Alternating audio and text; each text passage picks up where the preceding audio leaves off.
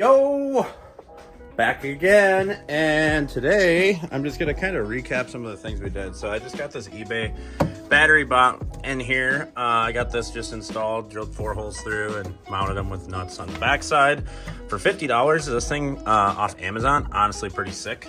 I still gotta buy a battery. This battery's bad.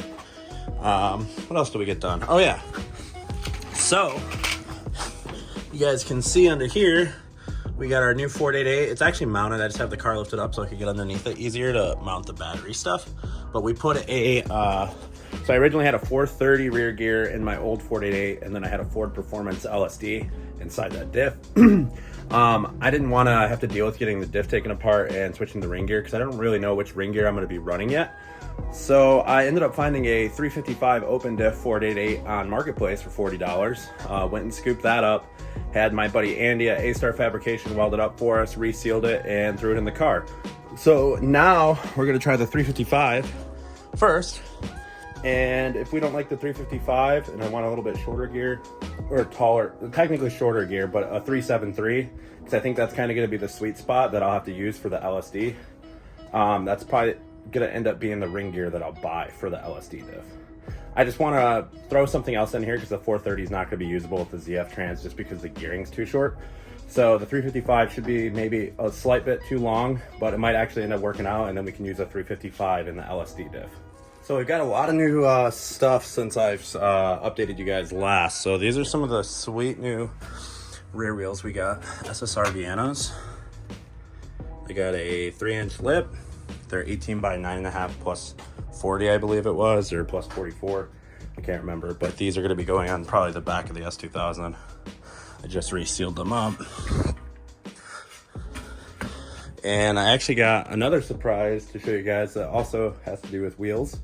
Unfortunately, we're not going to be able to run these wheels on the front of the car, but they'll be good spares for drifting. All right, so we just got back from Andy's. So I was going to make a dash mount myself, but instead, Andy's actually been making some really cool parts up at A-Star Fabrication, and now they make this super sweet AIM display mount. So the dash, this is like the bracket for it itself, and then you can pivot it for whatever angle you want right here.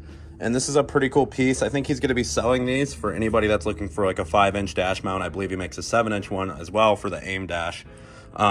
And I think they're around $60. So like this saves a lot of time, super easy to install. He even made mine a little bit longer because the dash wouldn't fit inside this. So he made my pieces a little bit longer to keep the dash out so it wasn't binding. It could sit back as far as I wanted. And then now I can angle it at whatever angle I need to have it in the car to actually view it good.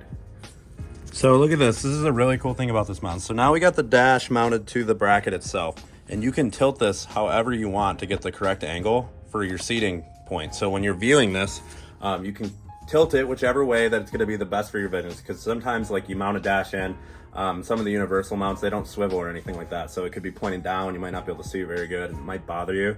So this is like one of those pieces that I feel like everybody should kind of buy when they're mounting these. And then it just makes it super simple to mount. There's 3 bolts. I just use 3 M6 bolts on the backside to mount the actual bracket to my carbon fiber. And then as you can see there, just some random bolts I had laying around that I threw in. But I mean, this is honestly, for the time it saves to just buy this mount, I think it's well worth the money.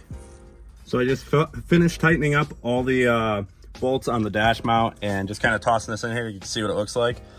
So I think it's looked perfect. So my line of sight, I'm gonna be able to see everything, RPM indicator and everything. The steering column's not tight, so this is gonna sit up to there. And it looks like this is gonna be like perfect height to be able to see everything on the dash, which is fantastic. Like I said, I got to give a big shout out to A-Star for making these mounts. Just made installing this into the car so much easier, and it's a universal mount, so you could buy that for any car, and it's gonna probably be, you're gonna be able to make that mount work. And like I said, I can tilt this if I want to tilt it up, tilt it down. I can do whatever with it, which is really cool. So we're in the basement. Check it out. I don't know if you guys seen from the last video, but we redid the whole basement after the leak and got some of the wheel collection here. And check this out. We got 4 of our gram lights powder coated in a white, and these look really good. I'm extremely excited about how that'll look with the Midori. We got our sim set up over here on a platform in case it gets wet down here, using one of the old engine blocks with a hole through the block. It's a computer stand, some of the other wheels, and then my buddy AJ actually got our fenders and bumper primed for us. So when we go to paint the car, we can just scuff this down real quick, get it all smooth, and then paint it with the rest of the car. That's pretty much all for this updates on these video. We'll be coming out with some more stuff soon, and hopefully I'll have the engine done this coming weekend, or it'll probably be the weekend that I release this video, and we can get it in the car and we'll have some more content for that. So I'll catch you guys soon. Don't forget, like, subscribe, stay tuned for more content. We're almost to the point to where we can drive the car once we get the motor in it, and there's just some other small things we need to wrap up, and then we'll be all good to drive the car. And I know you guys are probably begging to see that because everybody always talks about how bad S2000s are to drift, and I can't wait to prove you guys wrong. So I'll catch you guys soon. See you in the next video. Like, comment, subscribe. Take it easy.